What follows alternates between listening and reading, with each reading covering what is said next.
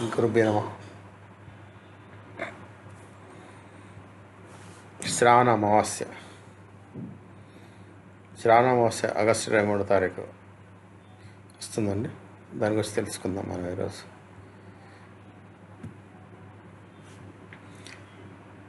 ఇప్పుడు శ్రావణ మాసం సాగుతుంది. ఈ మాసంలో శనివారం ఆగస్టు 23 శ్రావణ అమావాస్య వస్తుంది. శనివారం రోజున అమావాస్య తిథి వస్తే దాన్ని శనీశ్వరి అమావాస్య అంటారు. శ్రావణ అమావాస్యను పిఠోరి అమావాస్య అని, కుశాగ్రహిణి అమావాస్య అని పిలుస్తారు. ఈ రోజున నదీ స్నానము, పితృదేవతల కోసం తర్పణము, దానము, పుణ్యం చేయడం శాస్త్రోక్తమైన సంప్రదాయం. శ్రావణ అమావాస్య ప్రత్యేకతలు. ఈ రోజున మహిళలు తమ సంతానం దీర్ఘాయుష్యు కోసము, ఆరోగ్యం కోసము, సుఖసంతానం కోసం వ్రతం చేస్తారు. పూర్వకాలము ఈ తిథిన కుశగడ్డి సేకరించేవారు.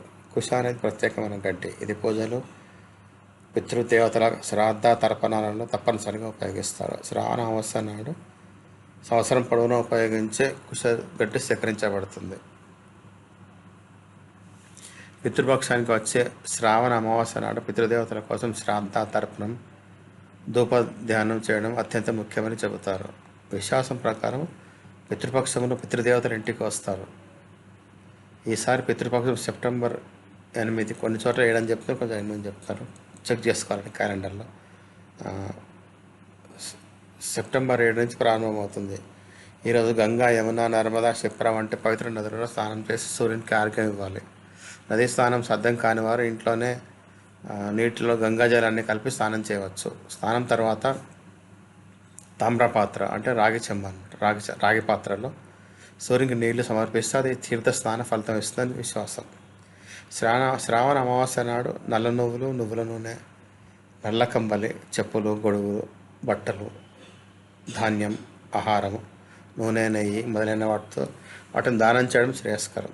శనివారం రోజు మరి అమావాస్య యోగంలో శనిదేవుని నువ్వుల నూనెతో అభిషేకించాలి. శనిదేవునికి నీలి పూలు సమర్పించాలి. నల్ల నువ్వులతో చేసిన వంటకాలు నైవేద్యం పెట్టాలి. ధూపదీపాలు వెలిగించి ఆరతి చేసి ఓం శం శనేశ్వరాయ నమః మంత్రం జపించాలి. ఈ రోజున విష్ణుమూర్తి, మహాలక్ష్మి అమ్మవారికి అభిషేకం చేయాలి. ఇంటిలోని దేవాలయం లేదా పూజ గదిలో వారికి నీరు, పాలు, పంచామృతం సమర్పించాలి. పసుపు, చందనం, తులసి దళాలు, పుష్పాలు సమర్పించి శుభ్రమైన వస్త్రాలను అలంకరించాలి. ఓం నమో భగవతే వాసుదేవాయ అనే మంత్రాన్ని జపించాలి. అమావాస్య నాడు రావి చెట్టును పూజించడం ఒక సంప్రదాయం.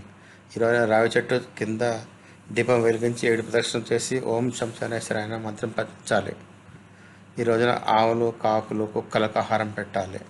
పద్ధతి ప్రకారం పూజలు చేసి పితృదేవతల కోసం శ్రాద్ధ తర్పణాలు చేస్తే జీవితంలో శాంతి, సౌఖ్యము, సంపద కలుగుతాయని నమ్మకం. శ్రావణ అమావాస్య తేదీ సమయం.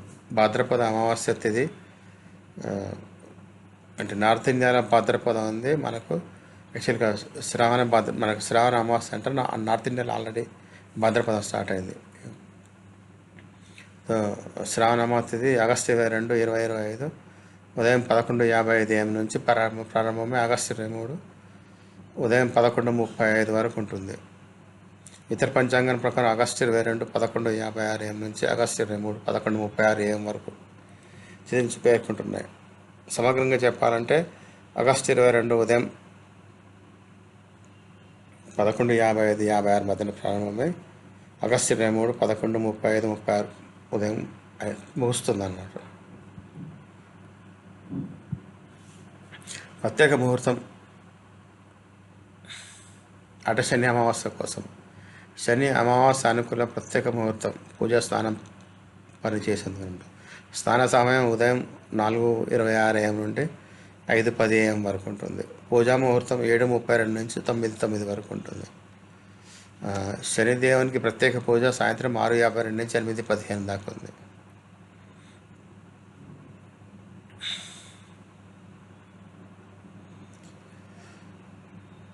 నిర్విఘ్న స్నానం చేయాలంటే ఉదయం గంగాజలంతో కలిపి లేదా పవిత్ర నీటిలో 4:26 నుంచి 5:10 వరకు ఉదయం.